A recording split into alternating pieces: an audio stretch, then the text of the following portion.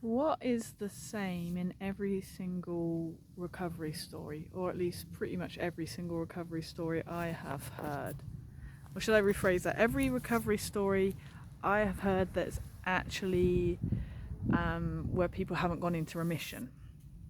Not remission, sorry, where they haven't um, got chronic fatigue syndrome, ME, fibromyalgia back again. So the opposite of the remission. So what's the same in all of those stories where it hasn't come back again? Because when it has come back again, they haven't done all these things, it seems. So what I have found through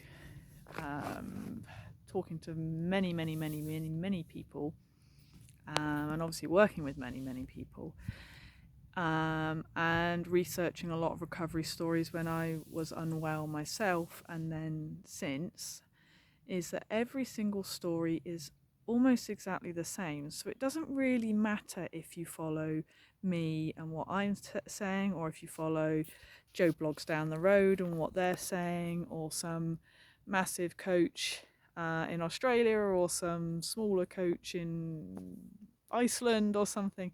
It doesn't really matter, because anyone that has recovered and not got ill again is doing the same thing. And that is detoxing mind, body, and environment. And they all follow that kind of principle.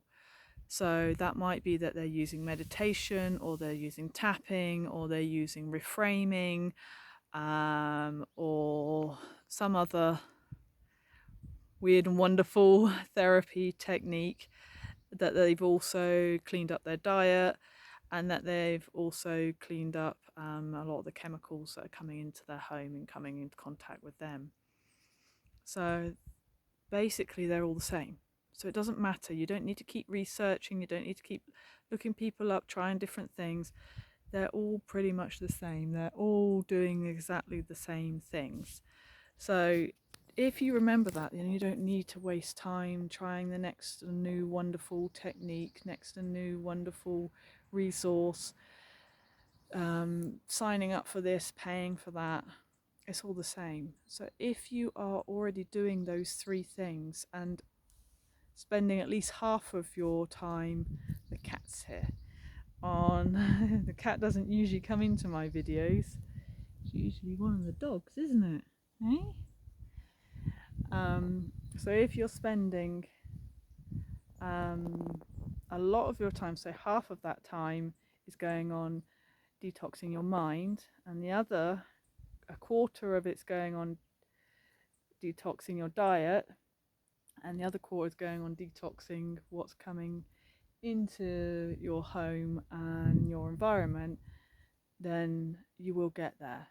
But the detoxing your home and the detoxing your diet, they won't get you well alone. And the people that have got well alone, in my experience from working with people that got well by themselves before, they end up with it coming back again, because they don't learn the resources to detox their mind and to be able to be more resilient in this crazy ass world that we live in.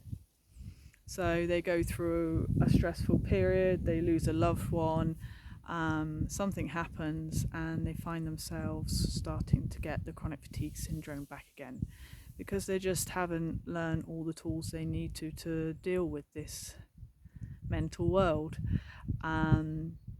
And it gets too much again, and they end up in old habits, and their health deteriorates again. So if you're spending most of your time on detoxing your mind and the rest on cleaning up everything else, on detoxing everything else, you're going to get there. You're going to get there, definitely. So yeah, I just wanted to share this, so that, there's this tendency, and I get it, I was the same, to keep researching, to keep looking, to keep trying to figure out what's going on, what you can change. But that in itself, as I shared in a previous video recently, is triggering your nervous system and hindering your ability to heal, and to be happy as well. So focus on the mind, detoxing the mind. Whatever therapy resonates with you, use that, whether that's meditation, tapping, EMDR, whatever therapy, and then clean up the rest. But they're secondary. If you have any questions about that, then do let me know. And if you haven't done my 30-day completely free program, the link is always below all of my videos. And yeah, ciao for now.